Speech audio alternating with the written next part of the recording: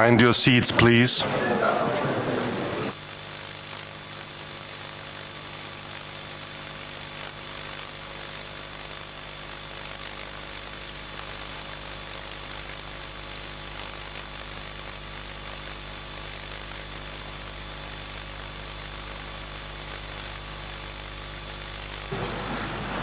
Good morning, ladies and gentlemen.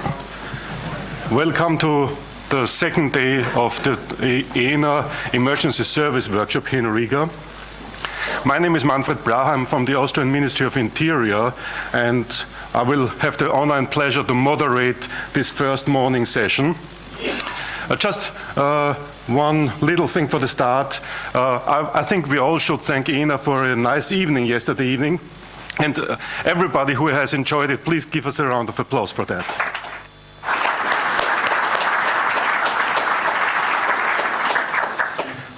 Well, with that, we start with the keynote session of today. It's called NINO, Real Life Dispatch from Ambulance Control. And the keynote speaker for today morning is Suzy Brent from the London Ambulance Services.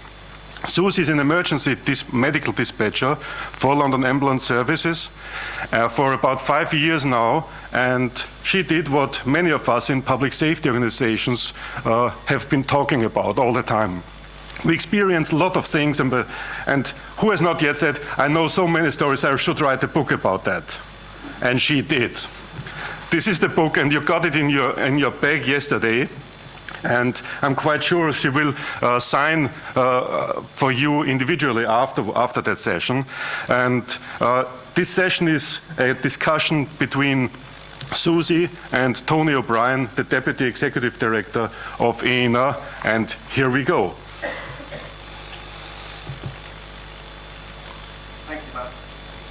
Thank you, Manfred. Whoops, sorry, too loud. Good morning, everybody. And thanks for getting out of bed really early on day 2 after a late night last night.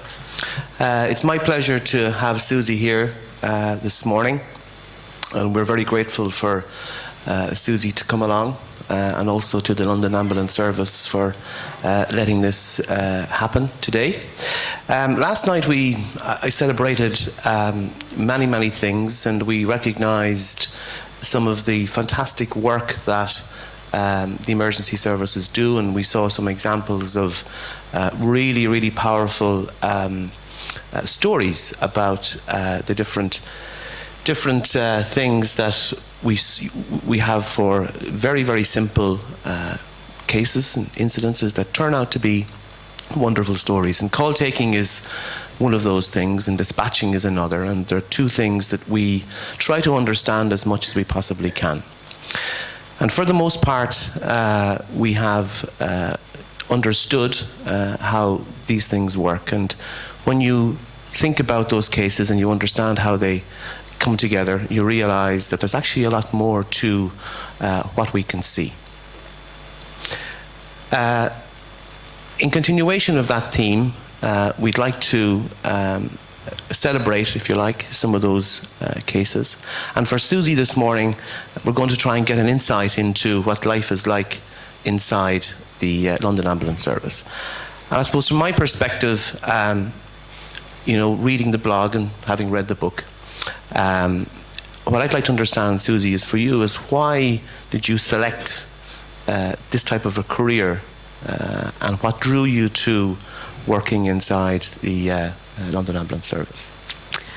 Okay. Well, I chose the career because I was quite bored in what I was doing before, which was working in IT support.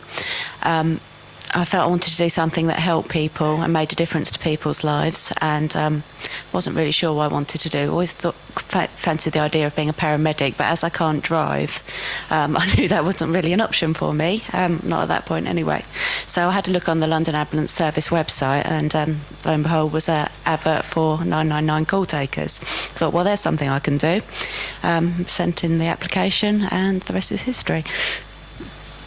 And the blog and the book, and I've read both, and it's fascinating to get that insight, but what was the motivation behind the blog? What was the motivation behind the book and putting it together? I think there were two things for me. The first of all is it's a very stressful job, as you all know.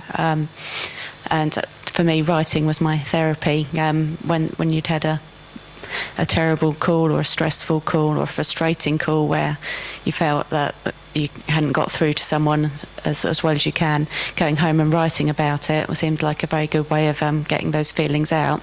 The other was I became very aware that people weren't understanding the system and that they didn't know how it worked. I think they'd all seen on the TV when people phone 112 999 and say, I want an ambulance, here's the address, hang up the phone, it turns up. But in reality, they're going to be faced with at least 3 minutes of questioning and having to repeat themselves, and they feel like you're being obstructive. So I felt I want to give people an insight into how it works, so maybe they'll be better prepared when they're in that situation of emergency. Obviously, you can't, in the middle of a 999 call, when they're lying with their relative on the floor, say to them, well, this is how it all works, because they're not in a position to care. But maybe if they've already read, then they'll know.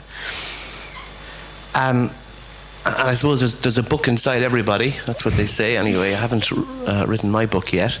But to create the book and the process for writing the book versus the blog, and the two different mediums, if you like, what was that process like? And certainly, from inside control rooms and see how they work, they're quite stressful.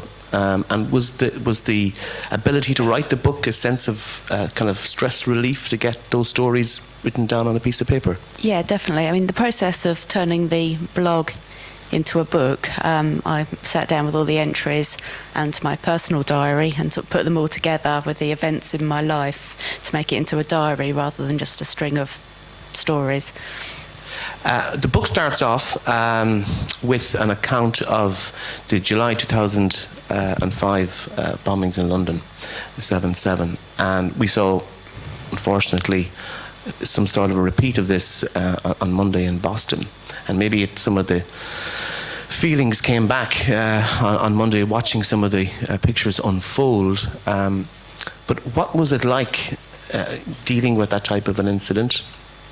Certainly being in the front line of it, what was your most vivid memory of those unfolding hours? Right. I took the first call on July the 7th.